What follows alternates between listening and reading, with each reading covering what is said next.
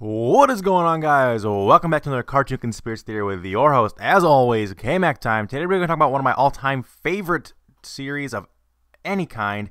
Cartoon, fighting, whatever you want to call it, anime. Fucking love this show. Talking about, of course, about Dragon Ball Z. Today we're talking about how the Majin Buu saga could be something a little bit different than you thought. It could be that Majin Buu from the saga actually represents Japanese perspective on the United States during World War II. Now, you may be wondering a little bit, what does that mean? Well, what's going on with this? Well, if you think about it, let's take a look at it from a different angle. The way that Japanese people viewed Americans and back then, and maybe still today, I don't know, I'm not from there, is basically overweight, emotionally unstable, and absurdly powerful. Now, if you think about it, that's exactly what Majin Buu was. He was huge, fat, kind of dumb, emotionally unstable, but he was also very insanely powerful. He had all kinds of untapped potential, and it just was huge, the amount of power he could generate. Another thing to point out is how Majin Buu was created. He was created through dark sorcery with Bibbidi and Deborah and other characters. Terrific. But what does he do as soon as he has realized his full potential? He's come back, and then very early on in the saga, what does he do? He destroys one of his own creators. He destroys Deborah. Well, if you think about the United States, what did the United States do when they were a young nation? They destroyed, or not destroyed, but they went to war with and won the U.S. Revolutionary War, and that's very, very similar to the kind of events that's going on in Dragon Ball Z. Continuing with this theme, there was another part in the saga where Majin Buu actually splits himself in two. He becomes the evil Buu and the good Buu, and they duke it out. It turns out the evil side wins, and then he devours up the good Buu, and they become this twisted actual monster character that goes on to the rest of the series. It's really, really cool.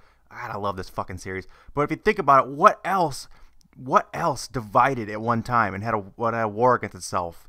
That's right, the United States had a civil war. Exactly. It goes along perfectly with the theme that we're trying to build here, and that there was an evil Buu, he divided, he seceded, and then he eventually took over and went on to be what he was the rest of the series. Very similar to what we see in the United States Civil War. Obviously, the South didn't win, the evil side didn't win, but it's still very similar to what we're getting at here.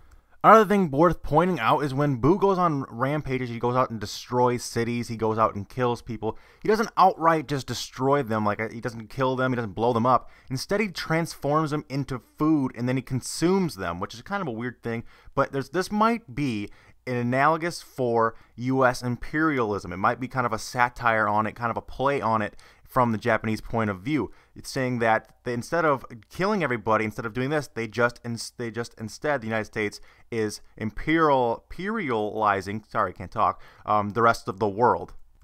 Now, the rest of the Buu saga, which is kind of like analogous for World War II, is just a long, brutal war between the Dragon Ball Z fighters and Buu. Buu is just out there killing millions during the struggle, but eventually the Z fighters are able to defeat him with the help of the demigod. Then Buu ends up returning as an ally, an incredibly powerful but childish ally. And if you think about it, he's guided. He's at the end of this, he's guided by Goku, the experienced, wise Goku, which is very, very kind of a thing that Japanese people would like to put on themselves. They're being smarter than the United States. They're being smarter, wiser, more experienced. It's very, very goes hand in hand with what they thought about the United States back in the day.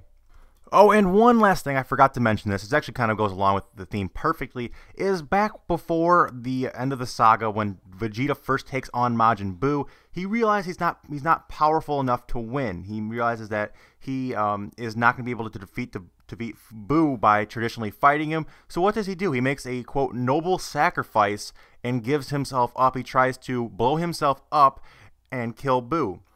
This is a very, very similar strategy that close to what we saw in World War II with the Japanese. What did they have? They had kamikaze planes, kamikaze submarines, kamikaze this. They had people that would sacrifice themselves because they thought it was the only way that they could overcome the great power of the United States. But that is pretty much all the evidence I have for this, guys. Like I said, very, very cool theory, very interesting theory. I love this show, and I love these kind of theories. So let me know what you guys think down in the comment section. I would love to know what you guys have to say about this. Let me know if something else I missed in the storyline fits into this story, something else you guys have to add to this. I would love to hear about it. I love you guys' comments. So make sure you guys do that. Make sure you guys hit that like button if we hit the 500 likes before the end of the weekend. I'll put out next week's theory a day early for you guys, as always. You guys can feel free to subscribe to my channel to get more of these theories in your sub box. I make them weekly, along with my other series that I do. You guys can also drop the code word bass fishing in the comment section, and I will know that you guys made it all the way to the end of the video, and it'll let me know that you guys are in fact some cool cats. But that's all we have time for, guys. Like I said, I gotta get out of here. I'm taking too much of your time already. So until next time, guys, remember that it's always K-Mac time somewhere. Take it easy, guys. Game the fuck on. I'll see you guys in the next video. Peace out.